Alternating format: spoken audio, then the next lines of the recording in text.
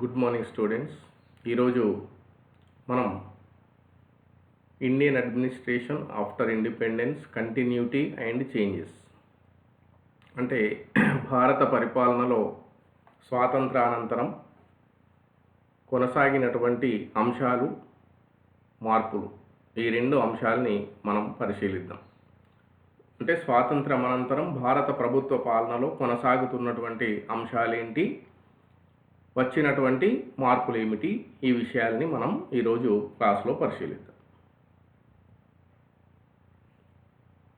Characteristics of British administration అంటే British వారి పరిపాలన లక్షణాలు. దీన్ని చూసే కంటే ముందు కొంత ఇంట్రడక్షన్ మనం చూద్దాం. బ్రిటిష్ వారు సుమారు 200 సంవత్సరాలు భారతదేశాన్ని పరిపాలించారు. మరి వాళ్ళు వ్యాపారం పేరుతో మన దేశానికి వచ్చారు. మనలో ఉన్నటువంటి రాజకీయ అనైక్యతను ఆధారం చేసుకొని మరి మనల్ని పరిపాలించారు. వీళ్ళు ఫస్ట్ వ్యాపారం పేరుతో ఈస్ట్ ఇండియా కంపెనీ స్థాపించి ఇండియాకు వచ్చారు. క్రీస్తు శకం 1600 సంవత్సరంలో అప్పటి ఎలిజబెత్ రాణి అనుమతి పత్రంతో ఇండియాలో వ్యాపారం కొరకు వచ్చారు. మరి ఇక్కడ వ్యాపారం పేరుతో వచ్చినటువంటి వీళ్ళు మెల్లమెల్లగా మనలో ఉన్నటువంటి అనైక్యతను ఆసరాగా చేసుకుని క్రమేణా భారత భూభాగాలను ఆక్రమణ చేస్తూ పరిపాలన ప్రారంభించారు. మరి వీరికంటే ముందే భారతదేశానికి వ్యాపారం పేరుతో ఇతరత్ర కారణాల రీత్యా డచ్ వారు, ఫ్రెంచ్ వారు, పోర్చుగీస్ వారు వచ్చారు. మరి ఈస్ట్ ఇండియా కంపెనీ తన ప్రాబల్యాన్ని పెంచుకోవడం కోసం వాళ్ళందరితో యుద్ధాలు చేసి వాళ్ళను ఓడించి తన సత్తా చాటుకుంది. మరి 1773 నాటికి ఇది వాళ్ళందరి మీద ఆధిపత్యాన్ని ప్రదర్శించింది అని చెప్పవచ్చు. ఆ తర్వాత మెల్లమెల్లగా వివిధ చట్టాల ద్వారా 1773 రెగ్యులేటింగ్ యాక్ట్ ద్వారా ఇది పరిపాలనను మరింత విస్తృతం చేసుకుంది అని చెప్పవచ్చు. అలాగే క్విట్ ఇండియా చట్టము, చార్టర్ చట్టాలు, భారత ప్రభుత్వ చట్టాలు, ఇలా అనేక చట్టాలు ఇండియాలో బ్రిటిష్ పరిపాలనకు నాంది పలికాయి, బ్రిటిష్ పరిపాలనను విస్తృతం చేశాయి అని చెప్పి చెప్పుకోవచ్చు. ఇక 1857లో సిపాయిల తిరుగుబాటు జరిగింది. ఈ సిపాయిల తిరుగుబాటు తర్వాత 1858లో బ్రిటిష్ ప్రభుత్వం భారత చార్టర్ చట్టం 1958 చేసింది. ఇక 1858 చేసింది. దాంతో బ్రిటిష్ పరిపాలన అనేది నేరుగా, అంటే భారత పరిపాలన అనేది నేరుగా బ్రిటిష్ ప్రభుత్వం చేతిలోనికి వెళ్ళింది.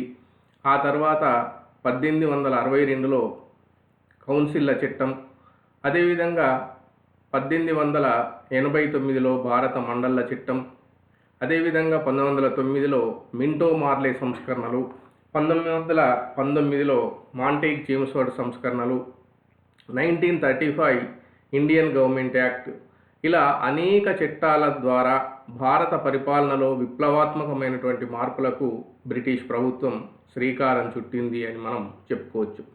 మరి భారతదేశంలో బ్రిటిష్ పరిపాలనకు పునాదులు వేసినటువంటి గవర్నర్ జనరల్ ఎవరు అంటే రాబర్ట్ క్లైవ్ అని చెప్పవచ్చు.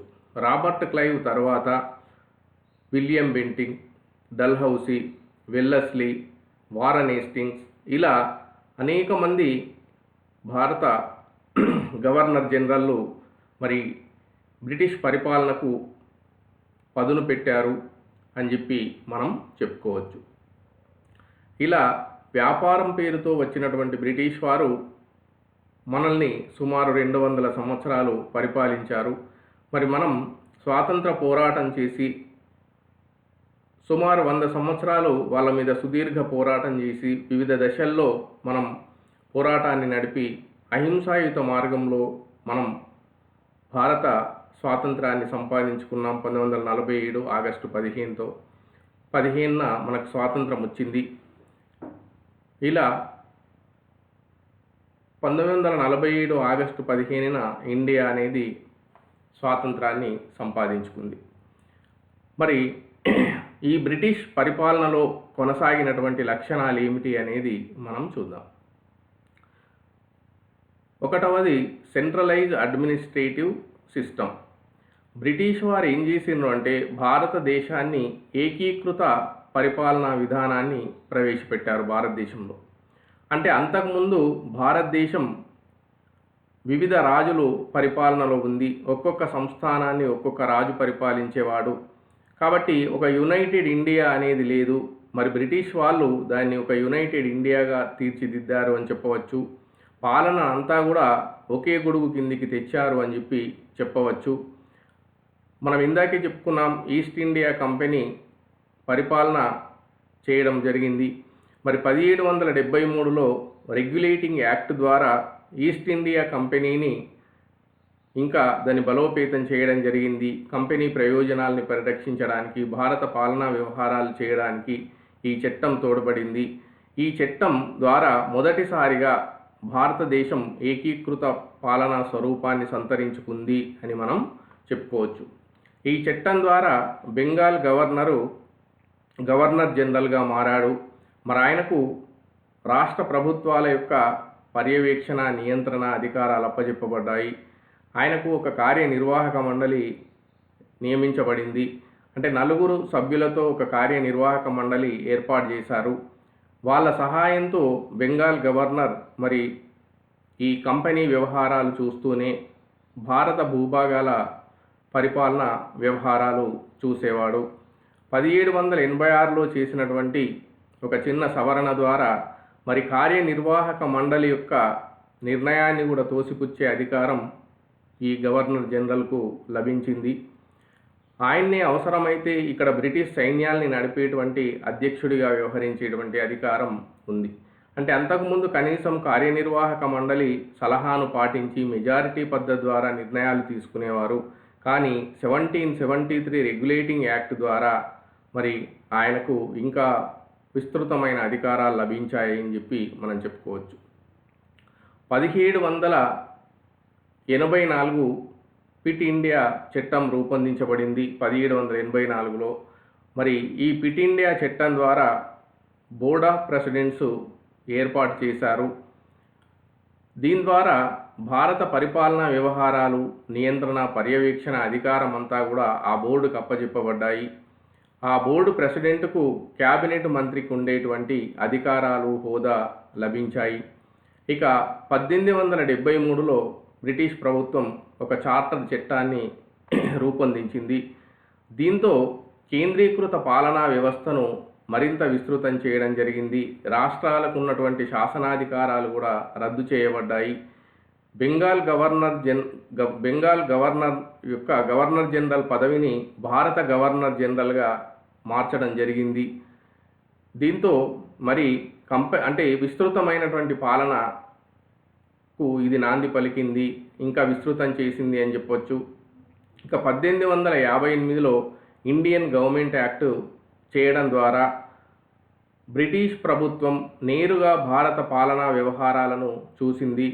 అంటే ఈ ఈస్ట్ ఇండియా కంపెనీ రద్దు చేయబడి భారత పాలనా వ్యవహారాలు పూర్తిగా బ్రిటిష్ పార్లమెంటు చేతికి అప్పగించడం జరిగింది. ఎందుకంటే 1857లో సిపాయిల తిరుగుబాటు జరిగింది. మరి ఆ సిపాయిల తిరుగుబాటును అణచివేసిన తర్వాత 1858లో ఇండియన్ గవర్నమెంట్ యాక్ట్ రూపొందించి భారత ప్రభుత్వాన్ని అంటే భారతదేశాన్ని నేరుగా బ్రిటిష్ ప్రభుత్వమే తన చేతుల్లోనికి తీసుకుంది. ఇక భారత రాజ్య కార్యదర్శి పదవిని సృష్టించి భారత పాలనా వ్యవహారాలు ఆయనకు అప్పగించడం జరిగింది. ఇక కన్సాలిడేషన్ యాక్ట్ ఆఫ్ 1915 ద్వారా పూర్తిగా భారత పాలనా వ్యవస్థ కేంద్రీకృతం కావడం జరిగింది. ఎందుకంటే దేశంలో ఉన్నటువంటి అన్ని రాష్ట్రాలు కూడా తమకు సంబంధించినటువంటి శాసనపరమైన ఇతర ఏ విషయాలైనా కూడా భారత రాజ్య వ్యవహారాల కార్యదర్శి అనుమతి కోసం సమర్పించాలా, ఆయన అప్రూవల్ చేసిన తర్వాతనే వాళ్ళు నిర్ణయాలు తీసుకునాలా, ఇలా చేయడం జరిగింది. దీంతో బ్రిటిష్ ప్రభుత్వం చెల్లాచెదురుగా ఉన్నటువంటి భూభాగాలన్నింటినీ ఏకీకృతం చేసింది అనవచ్చు. దేశవ్యాప్తంగా ఒకే విధమైనటువంటి పాలనా విధానం ప్రవేశపెట్టింది అనొచ్చు.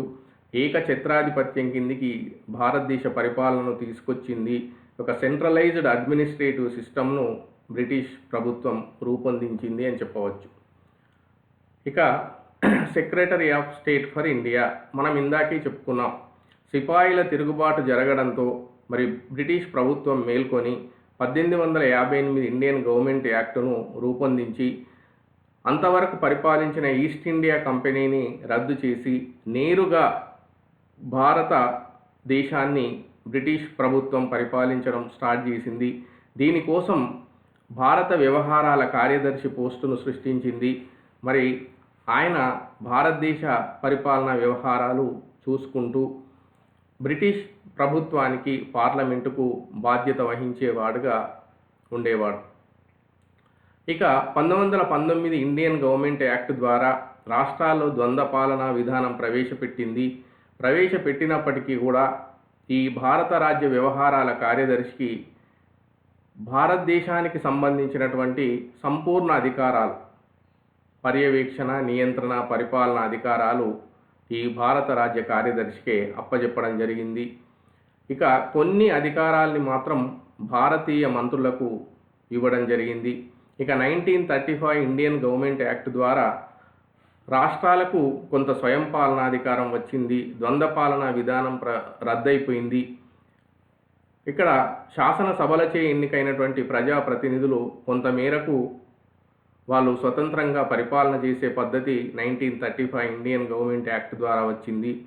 మరి 1858 నుండి సుమారు 1935 వరకు పూర్తిగా సెంట్రలైజ్డ్ అడ్మినిస్ట్రేషనే కొనసాగింది అని చెప్పి మనము చెప్పుకోవచ్చు. మరి 1935 ఇండియన్ గవర్నమెంట్ యాక్ట్ ద్వారా కూడా భారత రాజ్య వ్యవహారాల కార్యదర్శి అధికారాలు కంటిన్యూ అయ్యాయి అని మనం చెప్పుకోవచ్చు. ఇక ఎక్స్టెన్సివ్ స్టేట్ సిస్టమ్, బ్రిటిష్ వాళ్ళు ఒక విస్తృతమైన రాజ్య వ్యవస్థను భారతదేశంలో నిర్మించారు. వాళ్ళ కంపెనీ ప్రయోజనాల పరిరక్షణకు, వాళ్ళ సామ్రాజ్య విస్తరణకే కావచ్చు, కానీ మరి వాళ్ళు ఒక విస్తృతమైన వ్యవస్థను ఇక్కడ నెలకొల్పడం జరిగింది. బ్రిటిష్ పరిపాలనకు 2 కమిటీలు తోడ్పడేవి ప్రధానంగా. ఒకటి సీక్రెట్ కమిటీ, 2 సెలెక్ట్ కమిటీ. ఈ సెలెక్ట్ కమిటీనే 1772లో రెవెన్యూ బోర్డుగా మార్చడం జరిగింది. అలాగే 1774లో ఆర్మీ సైనిక శాఖను ఏర్పాటు చేశారు. 1835లో లెజిస్లేచర్ శాసన శాఖను ఏర్పాటు చేశారు. 1843లో ఫైనాన్స్ డిపార్ట్మెంటు ఏర్పాటు చేశారు. 1905లో రైల్వే బోర్డు ఏర్పాటు చేశారు. 1910లో విద్యాశాఖను ఏర్పాటు చేశారు. 1930లో పరిశ్రమల శాఖను, ఇలా ఒక్కొక్క డిపార్ట్మెంటును నెలకొల్పి పరిపాలనను మరింత పటిష్టవంతం చేయడం జరిగింది అని చెప్పవచ్చు.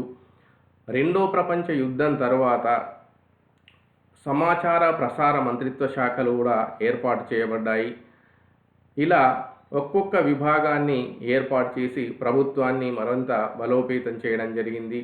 అదేవిధంగా దేశాన్ని రాష్ట్రాలుగాను, తాలూకాలుగాను, జిల్లాలుగాను ఇలా విభజన చేసి ఒక సిస్టమేటిక్ అడ్మినిస్ట్రేటివ్ వ్యవస్థను నెలకొల్పారు. పట్టణాల్లో స్థానిక స్వపరిపాలనా సంస్థలు, కార్పొరేషన్లు, మున్సిపాలిటీలు నెలకొల్పారు. దీంతో ఒక విస్తృతమైన రాజ్య వ్యవస్థ వీరి కాలంలో రూపొందింది అని చెప్పవచ్చు. ఇక స్టేట్ గవర్నమెంట్స్, వీళ్ళు పరిపాలనా సౌలభ్యం కోసం దేశాన్ని కొన్ని రాష్ట్రాలుగా కూడా విభజించారు. ఇక్కడ ఫస్ట్ వీళ్ళు వ్యాపారం పేరుతో వచ్చి వాళ్ళకు అవసరమైన ఫ్యాక్టరీలు, గిడ్డంగుల నిర్మాణం కోసం ఇక్కడ ఉన్నటువంటి సంస్థానాధీశుల్ని, చిన్న చిన్న ప్రాంతాన్ని పాలించే రాజుల్ని మచ్చిక చేసుకొని అనుమతులు సంపాదించారు. మెల్లమెల్లగా అనైక్యతను ఆసరాగా చేసుకొని ఆ ప్రాంతాల్ని తమ ఆధీనంలోనికి తెచ్చుకున్నారు. ముఖ్యంగా వాళ్ళ వర్తక కేంద్రాలైనటువంటి బొంబాయి, కలకత్తా, మద్రాస్ నగరాల్లో ఫస్ట్ రాష్ట్ర ప్రభుత్వాల్ని వాళ్ళు ఏర్పాటు చేశారు. మరి ఆ రాష్ట్ర ప్రభుత్వాలు అన్నీ కూడా గవర్నర్ ఆధ్వర్యంలో పరిపాలించబడతాయి. ఆ గవర్నర్లంతా కూడా కేంద్రం చెప్పు చేతల్లో ఉండే విధంగా నియమ నిబంధనల్ని రూపొందించడం జరిగింది. అయితే వాళ్ళు మళ్ళీ తమ సామ్రాజ్యాన్ని విస్తరించుకుంటూ వెళ్ళినప్పుడు ఇతర భూభాగాల్ని సంపాదిస్తే ఈ మూడు ఇందాక మనం చెప్పినటువంటి మూడు మద్రాసు, బెంగాల్ మరియు కలకత్తా, ఈ మూడు రాష్ట్రాల్లో వాళ్ళు ఏదో ఒక దాంట్లో విలీనం చేస్తూ వచ్చారు. తర్వాత రాష్ట్రాల సంఖ్యను పెంచారు. 1919 భారత ప్రభుత్వ చట్టం ద్వారా రాష్ట్రాల్లో ద్వంద్వ పాలనా విధానం ప్రవేశపెట్టబడింది. కొన్ని అధికారాలు మాత్రం భారతీయ మంత్రులకు అప్పగించడం జరిగింది. మిగతా విషయాలన్నీ కూడా మరి బ్రిటిష్ ప్రతినిధులే పెత్తనం చెలాయించేవారు. ఇక 1935 ఇండియన్ గవర్నమెంట్ యాక్ట్ ద్వారా సుమారు 11 రాష్ట్రాలు వీళ్ళ ఆధీనంలోకి వచ్చాయి. అదేవిధంగా 1935 యాక్ట్ ద్వారా కొంత రాష్ట్రాలకు స్వయం ప్రతిపత్తి ఇవ్వడం జరిగింది. భారతీయ మంత్రులకు పాలనాధికారం కొంత ఇవ్వబడింది. ఎన్నికైన ప్రజాప్రతినిధుల ద్వారా శాసనసభలు నిర్వహించబడ్డాయి. ఓవరాల్గా స్వాతంత్రం వచ్చే నాటికి ఏబిసి మూడు విధాలుగా వీళ్ళు రాష్ట్రాలు ఏర్పాటు చేశారు. కొన్నింటిని ఏలో, కొన్నింటిని బిలో, కొన్నింటిని సిలో, ఇలా 16 రాష్ట్ర ప్రభుత్వాలు ఏర్పాటు చేశారు. ఇక 4 కేంద్రపాలిత ప్రాంతాలు డి కేటగిరీ కింద పెట్టడం జరిగింది. ఇలా స్వాతంత్రం వచ్చే నాటికి మనకు ఏబిసిడిగా రాష్ట్ర ప్రభుత్వాలు, కేంద్రపాలిత ప్రాంతాలు ఉన్నాయి. ఇక లోకల్ గవర్నమెంట్స్, స్థానిక ప్రభుత్వాలు. బ్రిటిష్ వారి పరిపాలనా కాలంలోనే స్థానిక సంస్థలు నెలకొల్పారు. 1688లో మద్రాస్ మున్సిపల్ కార్పొరేషన్ ఏర్పాటుతో మరి ఆధునిక స్థానిక ప్రభుత్వ చరిత్ర ప్రారంభమైంది అని మనం చెప్పుకోవచ్చు. 1870లో లార్డ్ మేయో తీర్మానం ద్వారా మరి ఇక్కడ స్థానిక ప్రభుత్వాలకు నాంది జరిగింది అని మనం చెప్పుకోవచ్చు. ఇక పెద్ద పట్టణాల్లో మున్సిపల్ కార్పొరేషన్స్ నెలకొల్పబడ్డాయి. ఇక లార్డ్ రిప్పన్ 1882లో లార్డ్ రిప్పన్ చేసినటువంటి తీర్మానం ద్వారా స్థానిక సంస్థలకు మరింత ఊతం లభించింది. అందుకే ఆయన్ను స్థానిక స్వపరిపాలన సంస్థల పితామహుడు అని చెప్పేసి అంటాం. ఈ రిప్పన్ తీర్మానం ద్వారా మరి స్థానిక సంస్థలు విస్తృతమయ్యాయి. మున్సిపాలిటీలు, జిల్లా బోర్డులు, గ్రామ పంచాయతీలు, ఇలా స్థానిక సంస్థలు ఏర్పాటు చేయబడ్డాయి. మరి ఈ స్థానిక సంస్థలకు పన్నులు విధించుకునే అధికారాన్ని కల్పించారు. ఇంటి పన్ను, వృత్తి పన్ను, ఇలా వచ్చినటువంటి పన్నుల ద్వారా ప్రజా సంక్షేమం కోసం విద్య, రవాణా, వైద్య సదుపాయాలు, సంక్షేమ సదుపాయాలు, రహదారుల నిర్వహణ, ఇలా అనేక కార్యక్రమాలను చేపట్టడం జరిగింది. ఇక ఆర్గనైజ్డ్ సివిల్ సర్వీసెస్. బ్రిటిష్ వాళ్ళు తమ కంపెనీ పరిపాలనా వ్యవహారాల్ని మరింత పటిష్టం చేయడం కోసం, తమ సామ్రాజ్య పునాదుల్ని బలోపేతం చేయడం కోసం, రెవెన్యూ వసూలును చేసుకోవడం కోసం ఒక వ్యవస్థీకృతమైనటువంటి సివిల్ సర్వీస్ వ్యవస్థను దేశంలో ప్రవేశపెట్టారు. మరి వీళ్ళు ప్రవేశపెట్టిన సివిల్ సర్వీసులు అనేవి ఒక సుశిక్షితమైనటువంటి మంచి వృత్తిపరమైన సర్వీసులుగా పేరుగాంచాయని చెప్పుకోవచ్చు. 1869 ఇండియన్ సివిల్ సర్వీస్ యాక్ట్ ద్వారా మరి వీళ్ళు ఈ సివిల్ సర్వీస్ పోటీ పరీక్షల్లో నెగ్గిన వాళ్ళనే కలెక్టర్లుగా నియమించే అవకాశం ఏర్పడింది. అంతేకాకుండా ఈ సివిల్ సర్వీసుల్ని 3 విధాలుగా వాళ్ళు వర్గీకరించారు. 1 కేంద్ర సివిల్ సర్వీసులు, 2 రాష్ట్ర సివిల్ సర్వీసులు, 3 ఆధీన సివిల్ సర్వీసులు. ఇలా 3 రకాల సివిల్ సర్వీసులు వాళ్ళు ఏర్పాటు చేశారు. ఇక 1926లో భారతీయుల డిమాండ్ మేరకు, భారతీయుల్ని కూడా మరి సివిల్ సర్వీసుల్లో తీసుకోవాలనేటువంటి డిమాండ్ మేరకు 1926లో పబ్లిక్ సర్వీస్ కమిషన్ను వీళ్ళు ఏర్పాటు చేశారు. ఇక 1935లో ఇది ఫెడరల్ పబ్లిక్ సర్వీస్ కమిషన్గా పేరు మార్చబడింది. ఇలా ఒక పోటీ పరీక్షల ద్వారా నిష్ణాతులైనటువంటి ఉద్యోగులను ఎంపిక చేసేటువంటి విధానాన్ని వీళ్ళు భారతదేశానికి అందించినట్టుగా మనం చెప్పుకోవచ్చు. తర్వాత ఈ సివిల్ సర్వీసుల్ని మనం స్వాతంత్రానంతరం కూడా కొనసాగిస్తున్నాం. ఇక డిస్ట్రిక్ట్ అడ్మినిస్ట్రేషన్లో వీళ్ళు జిల్లాను ఒక ప్రాథమిక యూనిట్గా ఏర్పాటు చేశారు. జిల్లా పాలనా వ్యవహారాలు చూడడం కోసం కలెక్టర్ పదవిని సృష్టించారు. 1772లో వారన్ హేస్టింగ్స్ ఈ పదవిని సృష్టించాడు. మరి జిల్లా కలెక్టరు ప్రధానంగా రెవెన్యూ వసూలు కోసం వీళ్ళు ఏర్పాటు చేశారు. ఆ తర్వాత జిల్లా పరిపాలనా బాధ్యతలంతా కూడా కలెక్టర్కు అప్పగించారు. మరి అంతేకాకుండా జిల్లాలో ఉన్నటువంటి అన్ని శాఖలు కూడా కలెక్టర్ ఆధీనంలో పనిచేసేలా వీళ్ళు తయారు చేశారు. అంతేకాకుండా జిల్లా కలెక్టర్ ప్రభుత్వ ప్రతినిధిగా, బ్రిటిష్ రక్షక దళం అధిపతిగా ఆ ప్రాంతంలో, ఇలా న్యాయాధికారిగా, జిల్లాలో న్యాయాధికారిగా ఇలాంటి అధికారాలన్నీ కూడా జిల్లా కలెక్టర్ కల్పించారు. మరి బ్రిటిష్ ప్రభుత్వం సమర్థవంతంగా పనిచేయడానికి జిల్లా కలెక్టర్ వ్యవస్థ ఎంతగానో తోడ్పడింది అని చెప్పచ్చు. బ్రిటిష్ ప్రభుత్వానికి వీళ్ళు కళ్ళు, చెవులు, కాళ్ళు, చేతులుగా వ్యవహరించారు. బ్రిటిష్ పాలనా మహావృక్షానికి కూకటి వేలుగా కలెక్టర్లు వ్యవహరించారు అని చెప్పి చెప్పుకోవచ్చు. ఇక నెక్స్ట్ వీరి పరిపాలనా లక్షణాల్లో ఇంకోటి రూల్ ఆఫ్ లా, సమన్యాయ పాలనను వీళ్ళు రూపొందించారు. సమన్యాయ పాలన అంటే చట్టం ముందు అందరూ సమానులే, చట్టం అందరినీ సమానంగా ఆదరించడాన్ని మనం రూల్ ఆఫ్ లా అంటాం. ధనిక పేద వ్యత్యాసాలు చూపదు. ఇక్కడ పరిపాలన చేసే వ్యక్తి కంటే చట్టానికి విలువ ఉంటుంది. రాజ్య పాలకుడు కూడా చట్టాల ప్రకారమే తన అధికారాన్ని వినియోగించాలి అని చెప్పే సిద్ధాంతాన్ని మనం రూల్ ఆఫ్ లా అని చెప్పేసి అంటాం. బ్రిటిష్ వాళ్ళు అనేక చట్టాలను క్రోడీకరించారు. మరి చట్టం ప్రకారమే రాజ్య అధికారం వినియోగించాలని చెప్పేసి వాళ్ళు ఈ సమన్యాయ సిద్ధాంతానికి రూపకల్పన చేశారు అని చెప్పి చెప్పుకోవచ్చు. ఇవన్నీ కూడా బ్రిటిష్ ప్రభుత్వ పరిపాలనా లక్షణాలుగా మనం చెప్పుకోవచ్చు. Next conditions of independence period, administrative problems. మరి ఇందాకే మనం చెప్పుకున్నాం, సుమారు 200 సంవత్సరాలు భారతదేశాన్ని బ్రిటిష్ వాళ్ళు పరిపాలించారు. మరి 1857లో మనం సిపాయిల తిరుగుబాటుతో ప్రారంభమైనటువంటి స్వాతంత్ర సమరం వివిధ దశల్లో కొనసాగి ఎందరో మంది తమ ప్రాణత్యాగాల్ని చేశారు. ప్రాణాలని త్యాగం చేసి మరి మనకు స్వాతంత్రం సిద్ధించబడింది 1947 ఆగస్టు 15న. మరి స్వాతంత్రం రాగానే మనకు హ్యాపీనెస్ అనేది ఏమీ లేదు. అంటే హ్యాపీనెస్ ఒకవైపు ఉన్నా కూడా దేశంలో అనేక సమస్యలు ఉన్నాయి. పాలనాపరంగా మనం ఎన్నో ఇబ్బందులు ఎదుర్కోవాల్సి వచ్చింది. అవేమిటి అనేది మనం చూద్దాం. ఒకటి ఇష్యూ ఆఫ్ రెఫ్యూజీస్, అంటే శరణార్థుల సమస్య. స్వాతంత్రం రాగానే మరి ఇండియా పాకిస్తాన్ విభజన జరిగింది. ఎట్ ద సేమ్ టైం స్వాతంత్రం ఒకవైపు, దేశం 2 ముక్కలైపోయింది.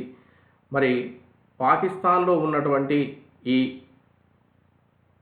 మహమ్మదీయేతరులు అని చెప్పవచ్చు, మహమ్మదీయేతరులు, ముస్లిమేతరులు మరి మత కల్లోలాల వలన వాళ్ళు అక్కడ తమ ఆస్తుల్ని, భూభాగాల్ని అన్నీ వదిలిపెట్టి భారతదేశానికి శరణు వచ్చారు పాకిస్తాన్ నుండి.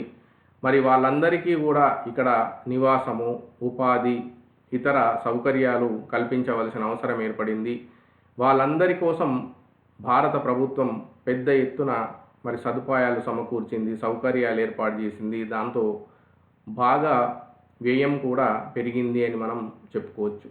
కాబట్టి స్వాతంత్రం వచ్చినటువంటి సందర్భం ఒకవైపు, ఈ శరణార్థుల సమస్య ఇంకోవైపు మనం చూడవచ్చు. రెండోది issue of princely states integration, స్వదేశీ సంస్థానాల విలీకరణ సమస్య. మరి మనం ఇందాక బ్రిటిష్ ప్రభుత్వ లక్షణాల్లో చూసాం.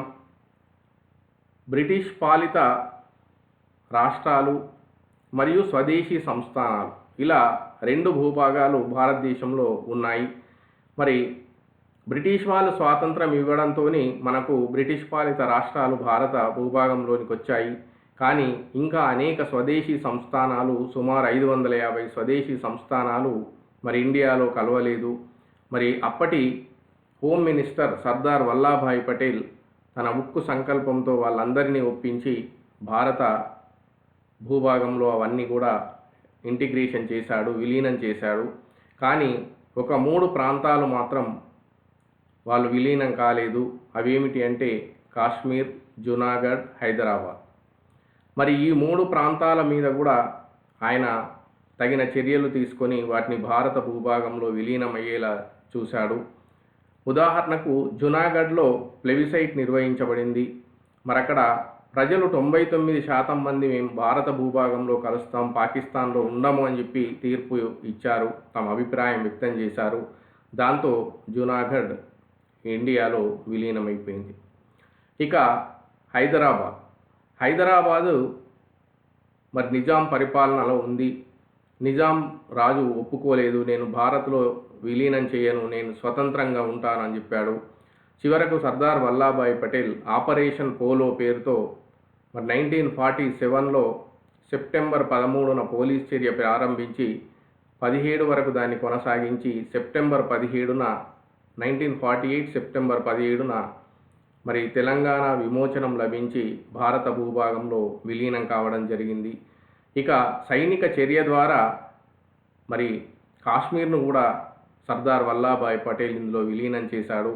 ఇలా స్వాతంత్రం వచ్చిన వెంటనే ఈ స్వదేశీ సంస్థానాలన్నింటినీ కూడా విలీనం చేయడంలో అనేక ఇబ్బందులు, సాధక బాధకాల్ని భారతదేశం ఎదుర్కొంది అని చెప్పి చెప్పుకోవచ్చు.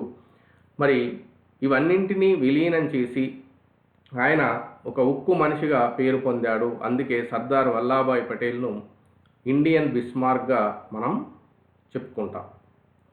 ఇక స్కేర్సిటీ ఆఫ్ ఎంప్లాయీస్, ఉద్యోగుల కొరత ఏర్పడింది. ఎందుకంటే అంతకుముందు వివిధ పదవుల్లో బ్రిటిష్ వారు ఉండి మరి వాళ్ళ స్వాతంత్రం మనకు అప్పగించిన తర్వాత వాళ్ళ దేశానికి వాళ్ళు వెళ్ళిపోయారు. కాబట్టి ఉద్యోగుల కొరత ఏర్పడింది. ఉద్యోగులంతా చాలామంది ఉద్యోగులు వెళ్ళిపోయారు. అదేవిధంగా పాకిస్తాన్, ఇండియా 2 ముక్కలైపోయింది. కాబట్టి మరి ముస్లిం ఉద్యోగులు, అధికారులు కూడా ఇక్కడ నుండి తమ ప్రాంతానికి పాకిస్తాన్కు వెళ్ళారు. దీంతో భారతదేశంలో ఉద్యోగుల యొక్క కొరత ఏర్పడింది. మరి ఉద్యోగుల కొరత ఏర్పడడంతో పాలనా సామర్థ్యం కొంతవరకు దెబ్బతింది. మరి అప్పటికప్పుడు కొత్త ఎంప్లాయీస్ను తీసుకుంటే అంటే శిక్షణ లేకుండా వాళ్ళని తీసుకోవడం వలన కూడా చాలా ఇబ్బందులు ఎదురయ్యాయి. మరి మెల్లమెల్లగా భారత ప్రభుత్వం అనేక చర్యలు చేపట్టడం ద్వారా కొద్ది కాలానికి ఈ సమస్య తీరిపోయింది. మరి అయినా కూడా ఉన్నటువంటి ఉద్యోగుల మీద పనిభారం పెరిగినప్పటికీ, ఒత్తిళ్లు ఉన్నప్పటికీ వాళ్ళు సమర్థవంతంగా పరిపాలనను నిర్వహించారు అని చెప్పి మనం చెప్పుకోవచ్చు. ఇక కరువు కాటకాలు. స్వాతంత్ర సమయంలో మరి పశ్చిమ బెంగాల్లో కానీ బీహార్ వంటి రాష్ట్రాల్లో కరువు కాటకాలు సంభవించాయి. తినడానికి తిండి లేనటువంటి పరిస్థితి ఏర్పడింది. ఆహార ధాన్యాల కొరత ఏర్పడింది. మరి భారత ప్రభుత్వం ఆహార ధాన్యాల్ని వాళ్ళకు రేషన్ షాపుల ద్వారా public distribution centres PDS system ద్వారా మరి వాళ్లకు ఆహార ధాన్యాలు అందించింది. మరి ఇలా దేశవ్యాప్తంగా దాదాపుగా ఆహార ధాన్యాల కొరత ఏర్పడింది. మరి మెల్లమెల్లగా భారత ప్రభుత్వం అనేక చర్యలు చేపట్టి ఈ ఆహార కొరత సమస్యను అధిగమించడం జరిగింది. ఇక ఇష్యూ ఆఫ్ కాశ్మీర్. ఇక్కడ మనకు స్వాతంత్రం లభించినటువంటి కొద్ది నెలలకి పాకిస్తాన్ భారతదేశం మీద దండయాత్ర చేసింది. మరి కాశ్మీర్లోని భూభాగాన్ని ఆక్రమించింది. దాన్నే మనం ఇప్పటికీ కూడా పాక్ ఆక్యుపైడ్ కాశ్మీర్గా అంటాం, POKగా.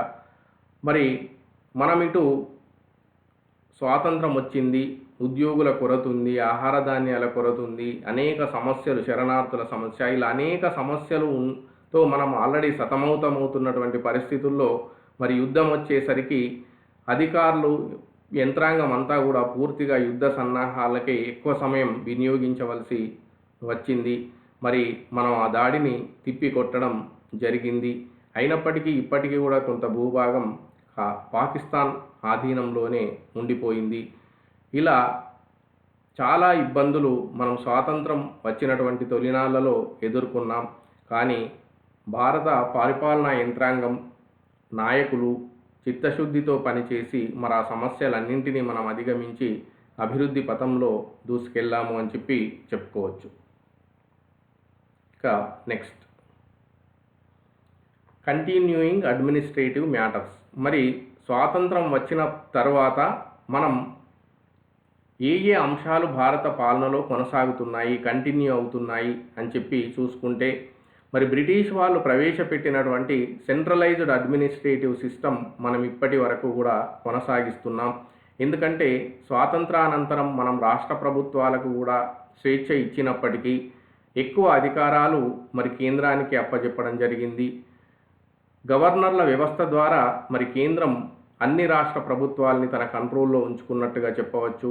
గవర్నర్లు కేంద్రంచే నియమించబడి రాష్ట్రాల్లో పనిచేసి రాష్ట్ర ప్రభుత్వ పాలనా వ్యవహారాలు చూసినప్పటికీ అల్టిమేట్గా వాళ్ళు కేంద్రానికి జవాబుదారీగా ఉండే విధంగా సిస్టమ్ రూపొందించబడింది. కాబట్టి బ్రిటిష్ వారు ప్రవేశపెట్టినటువంటి ఆ గవర్నర్ వ్యవస్థ, పార్లమెంటరీ వ్యవస్థ, విస్తృతమైన అధికారాలు కేంద్రానికి ఉండే పద్ధతి, ఇవన్నీ కూడా అలాగే కంటిన్యూ అవుతున్నాయి అని చెప్పి మనం చెప్పుకోవచ్చు. ఇక రెండవది సెక్రటేరియట్ సిస్టమ్. మరి బ్రిటిష్ వాళ్ళు పరిపాలన కోసం సచివాలయ వ్యవస్థను నెలకొల్పారు. మరి ఆ సచివాలయ వ్యవస్థను ఇప్పటికీ కూడా మనం ఫాలో అవుతున్నాం. కేంద్రంలో రాష్ట్రంలో కూడా పరిపాలనకు సౌధంగా పేరొందేటువంటి సచివాలయాలు ఇప్పటికీ పరిపాలనలో కీలక పాత్ర పోషిస్తున్నాయి. విధాన రూపకల్పనలో సచివాలయాలు కేంద్ర బిందువుగా పనిచేస్తున్నాయి. ఇక next, conduction of competitive exams for civil services. Civil సర్వీసులు బ్రిటిష్ వారు ప్రవేశపెట్టి పోటీ పరీక్షల ద్వారా మరి సివిల్ సర్వెంట్లను ఎంపిక చేసేవారు. ఆ విధానంను మనం ఇప్పటికీ కూడా కొనసాగిస్తున్నాం. సివిల్ సర్వీసెస్ అధికారుల్ని పోటీ పరీక్షల ద్వారానే మనం ఇప్పటికీ కూడా ఎంపిక చేసుకుంటున్నాం. ఇక civil services selections through public services at centre and state level. వాళ్ళు ప్రవేశపెట్టిన ఈ సివిల్ సర్వీస్ విధానాన్ని కొనసాగిస్తూనే మనం కేంద్రానికి అవసరమైన ఉద్యోగులను ఎంపిక చేయడం కోసం యూనియన్ పబ్లిక్ సర్వీస్ కమిషన్ ఏర్పాటు చేసుకున్నాం. అట్లానే ప్రతి రాష్ట్రానికి కూడా ఒక పబ్లిక్ సర్వీస్ కమిషన్ ఏర్పాటు చేసుకున్నాం. మరి ఈ సివిల్ సర్వీస్ అధికారుల వ్యవస్థను మనం ఇప్పటికీ కూడా కంటిన్యూ చేస్తున్నాం. Next, key role of collector in district administration. మరి జిల్లా కలెక్టర్ అనేవాడు కీ రోల్ పోషిస్తాడు. ఇప్పటికీ కూడా పరిపాలనలో ముఖ్యమైనటువంటి పాత్రను పోషిస్తాడు. ఆ రోజుల్లో బ్రిటిష్ ప్రభుత్వంలో కూడా కీలక పాత్ర పోషించేవాడు. మరి ఆయన యొక్క హోదా, అధికారాల్లో మరి ఇప్పటికీ కూడా పెద్ద మార్పు లేదు. అప్పుడు ఏ విధమైన హోదా ఉండేనో, అప్పుడు ఎలాంటి పాత్ర నిర్వహించేవారు, ఇప్పుడు కూడా అలాంటి హోదా, అలాంటి పాత్ర నిర్వహిస్తున్నారు. ఇంకా విస్తృత అధికారాలు పెంచబడ్డాయని చెప్పుకోవచ్చు. People's participation through local governments. మరి బ్రిటిష్ వాళ్ళు ఆ రోజుల్లోనే గ్రామాల్లో మరియు పట్టణాల్లో స్థానిక సంస్థల్ని నెలకొల్పారు. ప్రజా భాగస్వామ్యాన్ని పెంపొందించారు. మరి స్వాతంత్రానంతరం మనం ఆ స్థానిక సంస్థల్ని మనం కంటిన్యూ చేస్తున్నాం. పట్టణాల్లో కార్పొరేషన్లు, మున్సిపాలిటీలు, కంటోన్మెంట్ బోర్డులు, ఇలా ఇంకా అనేక రూపాల్లో స్థానిక ప్రభుత్వాలు కొనసాగుతున్నాయి. ఇక స్వాతంత్రానంతరం మనం గ్రామీణ స్థానిక సంస్థల్ని కూడా బలోపేతం చేసి ప్రజా భాగస్వామ్యాన్ని మనం పెంపొందిస్తున్నాం. డెమోక్రసీని స్ట్రెంథెన్ చేయడానికి ఇవి ఎంతగానో తోడ్పడుతున్నాయి అని చెప్పి మనం చెప్పుకోవచ్చు. నెక్స్ట్, బ్రిటిష్ వాళ్ళు ప్రవేశపెట్టినటువంటి administrative procedures, office regulations, rules of personnel administration, ఇవన్నీ కూడా మనం ఇప్పటికీ కూడా ఫాలో అవుతున్నాం. వాళ్ళు ప్రవేశపెట్టినటువంటి పాలన ప్రక్రియలు కానీ, ఆఫీసు నిబంధనలు కానీ, ఉద్యోగి బృంద నియమాలు కానీ ఇప్పటికీ కూడా మనం చాలా మట్టుకు ఫాలో అవుతున్నామని చెప్పి చెప్పుకోవచ్చు. ఇంటిగ్రేటెడ్ జ్యుడిషియరీ సిస్టమ్ అంటే సమీకృత న్యాయ వ్యవస్థ. ఇంటిగ్రేటెడ్ జ్యుడిషియరీ సిస్టమ్ను బ్రిటిష్ వాళ్ళు ప్రవేశపెట్టారు. అంటే ఒకదానితో ఒకదానికి లింక్ ఉంది. ఇక్కడ ఆధీన కోర్టులు, జిల్లా కోర్టులు, హైకోర్టు, సుప్రీంకోర్టు, ఇలా ఒకదానితో ఒకటి లింక్ ఉండేటువంటి ఒక సమీకృత వ్యవస్థను బ్రిటిష్ వారు ప్రవేశపెట్టారు. మరి ఇప్పటికీ మనం అదే సిస్టమ్ను ఫాలో అవుతున్నాం. Revenue administrative system. భారతదేశంలో రెవెన్యూ పరిపాలనకు బ్రిటిష్ వాళ్ళు నాంది పలికారు. అనేక సంస్కరణలు తెచ్చారు. దాన్ని ఎంతో బలోపేతం చేశారు. మరి ఇప్పటికీ కూడా వారు ప్రవేశపెట్టినటువంటి ఆ రెవెన్యూ అడ్మినిస్ట్రేటివ్ సిస్టమ్ను మనం ఫాలో కావడం జరుగుతుంది. ఇక సింగిల్ సిటిజన్షిప్, మరి బ్రిటిష్ వారు రాష్ట్రాలు ఉన్నప్పటికీ కూడా ఒకే పౌరసత్వ విధానాన్ని వాళ్ళు ఫాలో అయ్యారు. అదేవిధంగా ఇప్పటికీ కూడా మనం సమాఖ్య విధానాన్ని అవలంబించినప్పటికీ దేశవ్యాప్తంగా పౌరులందరికీ మనం రాష్ట్రంతో సంబంధం లేకుండా దేశ పౌరుడిగా ఒకే పౌరసత్వం ఇస్తున్నాం. ఆ సింగిల్ సిటిజన్షిప్ కాన్సెప్ట్ను మనం ఇప్పటికీ కూడా కంటిన్యూ చేస్తున్నామని చెప్పి చెప్పుకోవచ్చు. నెక్స్ట్, చేంజ్డ్ అడ్మినిస్ట్రేటివ్ మ్యాటర్స్, అంటే మార్పు చేయబడినటువంటి పాలనా అంశాలు ఏమిటి అంటే బ్రిటిష్ వాళ్ళు ప్రవేశపెట్టిన దాన్ని మనం ఫాలో అవుతూనే మన దేశ పరిస్థితులకు అనుగుణంగా మనం కొన్ని మార్పులు చేర్పులు చేసుకున్నాం. మరి ఆ మార్పులు ఏమిటి అనేది మనం ఇప్పుడు చూద్దాం. ఒకటి, పార్లమెంటరీ సిస్టమ్. బ్రిటిష్ వారు ప్రవేశపెట్టినటువంటి పార్లమెంటరీ సిస్టమ్ను మనం కొనసాగిస్తున్నాం. 1 minute.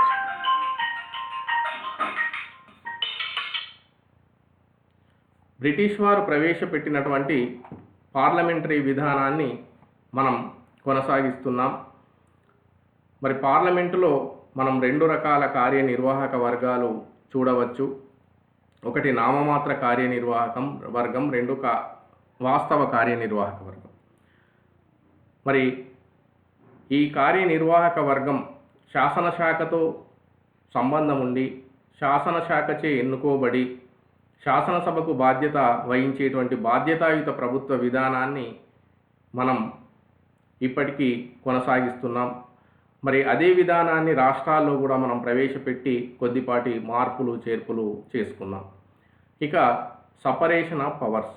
బ్రిటిష్ ప్రభుత్వం 1935 భారత ప్రభుత్వ చట్టం ద్వారా పాలనాంశాలను మరి కేంద్ర రాష్ట్రాల మధ్య విభజించింది. సేమ్ మనం కూడా అదే విధానాన్ని ఫాలో అవుతున్నాం. మనం కూడా ఇప్పుడు 3 జాబితాలుగా వర్గీకరణ చేసుకున్నాం అధికారాల్ని. కేంద్ర జాబితా, రాష్ట్ర జాబితా, ఉమ్మడి జాబితా. కేంద్ర జాబితాలో ఉన్న అంశాల మీద చట్టాలు చేసే అధికారం కేంద్రానికి ఇచ్చాం. రాష్ట్ర జాబితాలోని అంశాలపై చట్టాలు చేసే అధికారం రాష్ట్రాలకు ఇచ్చాం.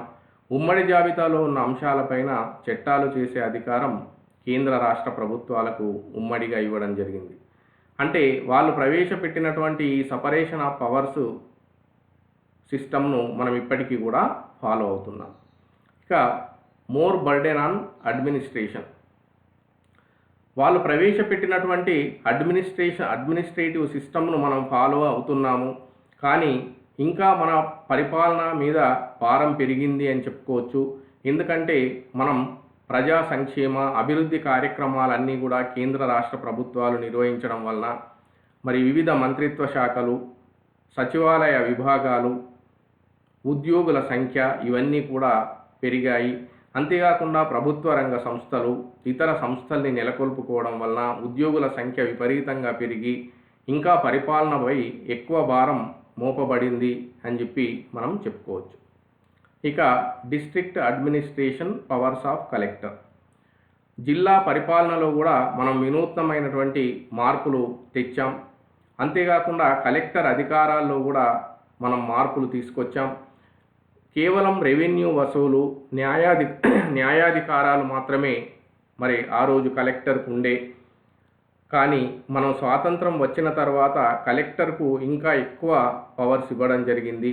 అభివృద్ధి పథకాల అమలు, సంక్షేమ పథకాల అమలు, పంచాయతీరాజ్ విధులు, అదేవిధంగా ఇతర అనేక విధులు మరి ఇవాళ మనం కలెక్టర్కు అప్పజెప్పడం జరిగింది. కలెక్టర్ యొక్క పాత్రను మరింత పెంచడం జరిగింది అని చెప్పి చెప్పుకోవచ్చు. Civil services. బ్రిటిష్ వారు ప్రవేశపెట్టినటువంటి సివిల్ సర్వీసెస్ సిస్టమ్ను మనం ఇప్పటికీ కూడా ఫాలో అవుతున్నాం.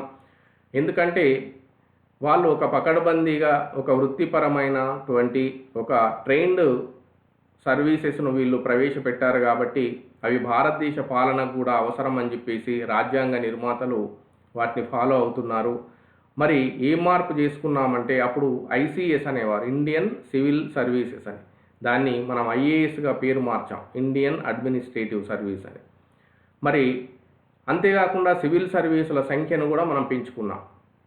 Indian engineering service, Indian economic service వంటి కొత్త సర్వీసుల్ని కూడా మనం ప్రారంభించుకున్నాం. అంతేకాకుండా ఈ సివిల్ సర్వీసుల్లో మరి కొంత రిజర్వేషన్లు కూడా కల్పించాం. ఎస్సీ, ఎస్టీ, ఓబీసీలకు రిజర్వేషన్లు కల్పించి రాజ్యాంగపరమైన రక్షణలు మనం కల్పించాం. ఇలా వారు ప్రవేశపెట్టినటువంటి సివిల్ సర్వీసెస్ సిస్టమ్ను మనం కంటిన్యూ అవుతూనే మన పరిస్థితులకు అనుగుణంగా అనేక మార్పులు చేర్పులు మనం ఇందులో చేసుకున్నాం. ఇక నెక్స్ట్ పంచాయతీరాజ్ సిస్టమ్. మరి బ్రిటిష్ వాళ్ళు ప్రవేశపెట్టినటువంటి ఈ స్థానిక సంస్థల వ్యవస్థను మనం కంటిన్యూ చేస్తూనే పంచాయతీరాజ్ వ్యవస్థను మనం కొత్తగా తీసుకొచ్చి గ్రామీణ ప్రాంతాల్లో కూడా గ్రామ పంచాయతీ, మండల పరిషత్, జిల్లా పరిషత్తుల యొక్క ఏర్పాటుకు మనం చర్యలు తీసుకున్నాం. ఇలా వారు ప్రవేశపెట్టిన స్థానిక సంస్థల్లో మనం అనేక కమిటీలు నియమించి అనేక మార్పులు చేర్పులు చేసి వీటిని మరింత బలోపేతం చేయడం జరిగింది అని చెప్పుకోవచ్చు. ఇక అడ్మినిస్ట్రేటివ్ రిఫార్మ్స్. వాళ్ళు ప్రవేశపెట్టినటువంటి పాలనా విధానంలో ఫాలో అవుతూనే మరి అనేక మార్పులకు సూచించడం కోసం మరి అనేక రిఫార్మ్స్ కమిటీస్ను మనం ఏర్పాటు చేయడం జరిగింది. అనేక సంఘాలు ఇంతవరకు పాలనా సంస్కరణల్ని మనకు సూచించాయి. For example Sarkaria commission, Paul Appleby committee, ఇలా చెప్పుకుంటూ పోతే గోర్వాల కమిటీ, చాలా కమిటీసు మరి అడ్మినిస్ట్రేటివ్ రిఫార్మ్స్ తీసుకొచ్చాయి. వీరప్ప మొయిలీ కమిషన్, ఇలా మనం చెప్పుకోవచ్చు. మరి పాలనా సంస్కరణల్ని మనం తీసుకొచ్చి పాలనను మరింత పటిష్టంగా తీర్చిదిద్ది ప్రజలకు మరింత మెరుగైన సేవలు అందించడానికి మనం వాళ్ళు ప్రవేశపెట్టినటువంటి పాలనా ప్రొసీజర్స్లో విధానంలో మనం అనేక రిఫార్మ్స్ తీసుకురావడం జరిగింది. ఇలా వాళ్ళు ప్రవేశపెట్టినటువంటి అనేక అంశాలను మనం కొనసాగిస్తూనే మన దేశ పరిస్థితులకు అనుగుణంగా మనం వాటిలో అనేక మార్పులు చేర్పులు చేసుకోవడం జరిగింది. ఇక చివరగా కంక్లూజన్. బ్రిటిష్ వారు భారతదేశంలో ఒక సుస్థిరమైనటువంటి పటిష్టమైనటువంటి పాలనా విధానాన్ని నెలకొల్పారు అని చెప్పచ్చు.